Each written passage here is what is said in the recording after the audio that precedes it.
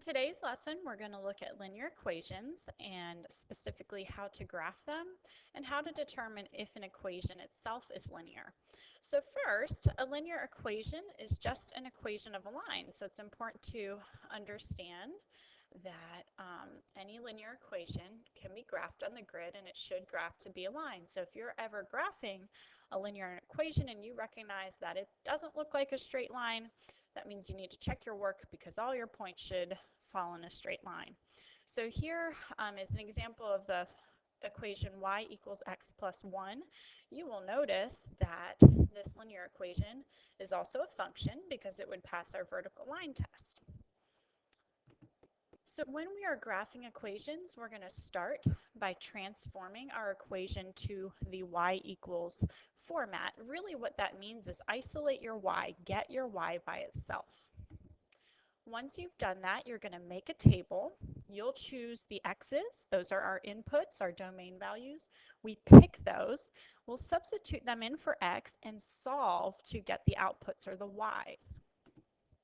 And finally, we'll just graph the ordered pairs we're getting, make sure they look like they're in a straight line, and then connect those points. So here's our first example. We're going to graph the equation 2x plus y equals -4. Now, right now, this equation is not in the y equals format. So we're going to transform this equation to have y equal to, meaning the 2x needs to be brought to the other side. So to get the 2x over, we're going to subtract 2x from both sides. Now, one habit that I am in that I think would be good for you to get into is put the term with the x right after the equal sign and your constant, your just number term at the end. However, if you wrote this as y equals -4 minus 2x, that would also be appropriate. But I am in the habit of putting the x term right after the equal sign. This is actually a form we're going to learn later in the unit. So if you can start putting your x term first, that would be great.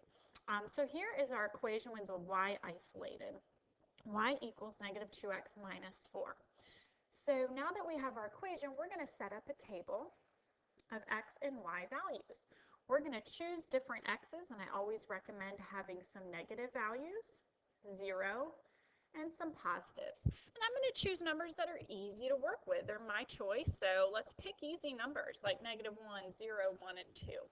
So to get the y, I'm going to start by inputting -1 for x. So I have y equal to -2 times whatever x is, which in this case is -1, minus 4. So -2 minus 1, or times -1, I'm sorry, is +2, minus 4 will give us an output of -2. And we'll do this process over and over with all the different x's. So now if x is 0, -2 times 0 is 0, minus 4 gives us -4. Now let's input 1. -2 times 1 minus 4 leaves us with -2 minus 4, which is -6. And finally, -2 times 2 minus 4 is -4 minus 4, which is -8. So I repeatedly input my different x values to simplify and get the different y's. And what this does is this creates several different ordered pairs that make our equation true. And points on our lines are those ordered pairs that make that linear equation true. That's what each point represents. So this is really the point -1, -2, 0, -4, 1, -6, and 2, -8. Now you do not have to write your table values as ordered pairs like I've done. However, I did want you to just see that we can do that. So that format might help you plot them, but -1, -2 is there, 0, -4 is down here, 1, -6, and 2, -8. I can see my lines are, or my points are in a straight line. I'll connect them and extend my line past those points a little bit, and be sure to put arrows at the end of your line. And so we have just graphed the equation 2x plus y equals -4 and its graph looks like this. Okay, take a moment and graph this function. So remember to first start by transforming to y equals, so get y by itself and simplify, make a table, and graph the ordered pairs. So pause this video, do that, and then when you come back, we'll check your work. All right, so you have isolated y, which means you should have divided both sides by 6 and simplify to get y equal to 1/2 x.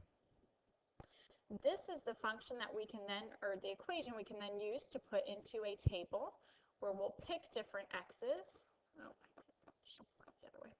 So I chose -4, -2, 1, 2, and 4. You might be asking, why did I count by 2's this time, where on the last slide I just went by 1? So this is something that I'll always do, and I would recommend you to look for in an equation. If you notice that you've got a fraction times your x value, then choose numbers that would cleanly multiply to that fraction. So for example, I can take 1/2 of 4, -4, -2, 2, and 4 very easily. Whereas if I chose a value like, I don't know, let's say 3, well, 3 times 1/2 is 3/2. So it's not really a nice clean number. You can certainly simplify that to 1.5 and use it as a decimal, but I was just looking ahead at how these numbers would simplify, so I chose even numbers so that they would cleanly multiply by 1/2. So here are my points, and from here we should be plotting them. -4, -2, -2, -1, 0, 0, 2, 1, and 4, 2. Connect them, arrows on the end, and we are finished graphing 3x equals 6y. Here's another one for you to try. Notice that you have 2 terms with x's in them. So when you're transforming to y equals, it will be important to combine those x terms and simplify them, and also be isolating your y. So take a moment to graph this equation. Pause your video and we'll pick back up in a moment. Okay, so in combining here, you should have combined your 2x and your 5x to be 7x. And then, so 7y equals 7x, and to isolate the 7, or the y, we will divide both sides by 7, giving us the function y equals x, or the equation. And I'm using function and equation because all of these that we are graphing right now will be functions, meaning they will pass our vertical line test. So I'm getting ahead of myself when I say function, so I apologize for that. So anyways, we will then create our table where we choose the x's, and then we'll input for the y's. Nice thing about this table is that if I choose -1 for x, that's going to be equal to y. 0 for x is equal to y. So my values look the same. So we have 0, 0, -1, -1, 1, 1, 2, 2, and we could continue that forever, getting points along that line. And that's our function. Okay, so that's how we'll be graphing linear equations. And we're also going to determine how will we be able to tell if a linear or if an equation will graph to be a line. So what you'll find is that every linear equation can be written in the form of ax plus by equals c. And this format is something that you will need to memorize, and it's called standard form. And so what this says is that if you have an equation and you can transform that equation and get it in the form of ax plus by equals c. Notice there are no exponents higher than 1. We are just using one x value and one y value. There aren't multiple x's everywhere. Then we will be able to definitively say that this equation is linear. It represents a graph of a line. So there are a few things about linear equations that must hold true. Let me switch to my clicker.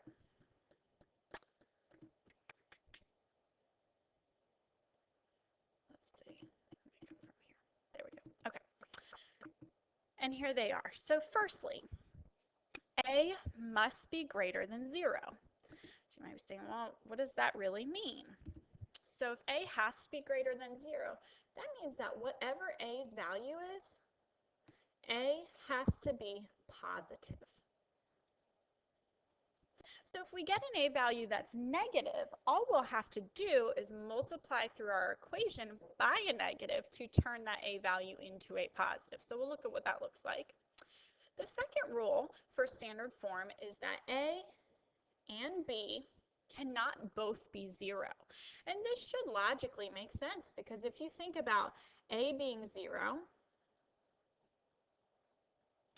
I've lost my pen writing function, but anyways, if you think about A being 0 and B being 0, then A times 0 plus B times 0 is all 0 equal to C, a number. So that could potentially create a false equation or just have no inputs and outputs at all because you have no variables. So A and B cannot both be 0, and then A, B, and C must both be integers, or must all be integers. So that means, so remember that integers do not have fractions in them. So we need, they can be negative, but they need to be whole numbers or their opposite. So no fractions or decimals for A, B, and C. So to be able to write something in standard form, we will first, gotta follow some steps here, come on. I don't know why this isn't working. Come on, drag. There we go. We first need to get x and y on the same side. So if you think about standard form being ax plus by equals c, that means the x and the y values need to be on the same side. Next, we'll need to get rid of any fractions and decimals. So we looked at that in our first unit of the year, how to multiply through an equation to get rid of those fractions and decimals to fit the integers rule for standard form. We then will need to make sure that x is positive, so whatever number is being multiplied by x, we need to make sure it's positive. And finally, just at the end of all these steps, make sure that our equation is in standard form. So let's take a look at an example. So you'll often be presented with problems like this by a question like, is this a linear equation? And if you're being asked if an equation is linear, what this question is really asking is transform it to standard form and see if the equation can be written in standard form. And if it can be, then you can say it is a linear equation. So let's look at our steps. The first thing we need to do up here is to get x and y on the same side of your equation. Now you can do this a couple ways. You could subtract 2x from both sides and then subtract 6 from both sides to get your negative 2x minus y equal to negative 6. Or you might see it's easier to just take this minus y to the other side in one step, just add y to both sides to get 6 equals 2x minus y. Now I am deliberately, for this example, taking 2x to the left and 6 to the right, meaning I subtracted 2x from both sides and then I subtracted 6 from both sides. And I'm doing this on purpose because of step 3. So I just wanted us to look at one like this. But do know you could just add y to both sides from after an example like this. So now I have x and y on the same side and equal to a number that represents my c. So I am in the structure of ax plus by equals c. Remember that even if it's subtraction in here, we can rewrite subtraction as plus a negative. So even though you see a subtraction sign, that does represent addition, just in a different form, plus a negative. We next need to get rid of any fractions or decimals. Well, if I'm looking at my equation, I don't have any. So let's go to step 3. Step 3 says to make sure that a is positive, or the number times x is positive.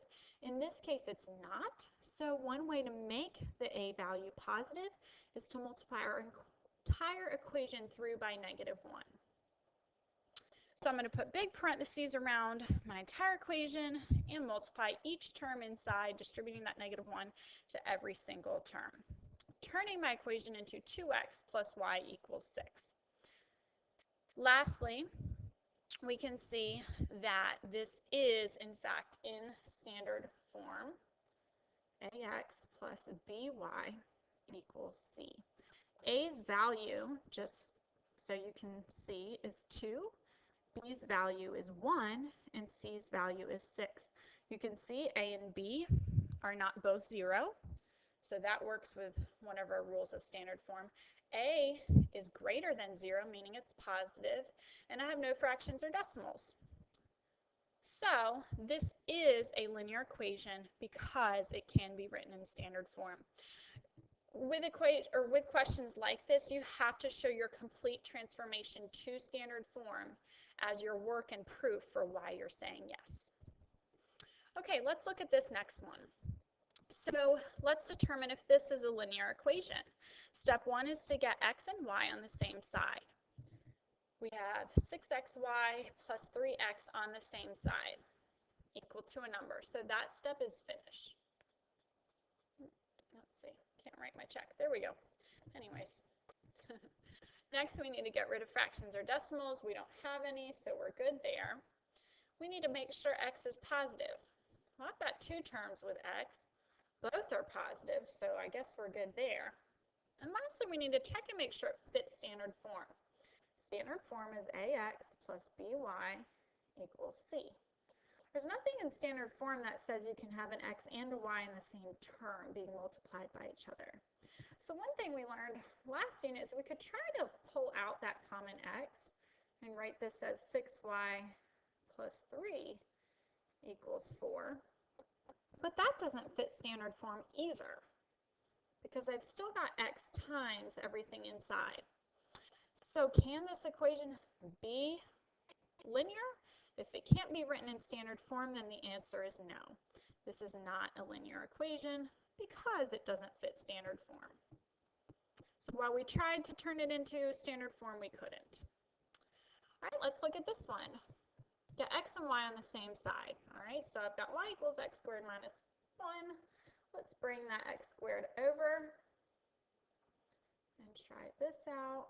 Plus y equals negative 1. I've got them on the same side.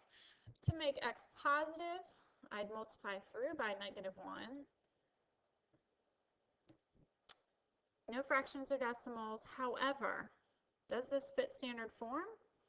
Because of this x squared, this does not. And there's no way to get that down to an x to the first without taking the square root of the y and the 1, which would then change those values. So we cannot put this into standard form. This is not a linear equation. All right, let's look at this next one. So 7y equals 2x plus 5x. We need to get x and y on the same side, and before we do that, we're going to need to simplify. Now you already know that we graphed this equation. The equation was written as y equals x when we had simplified it earlier to isolate y. This time though, we're getting x and y on the same side. And when we do that, I subtracted my 7x from both sides. 7x minus 7x is 0.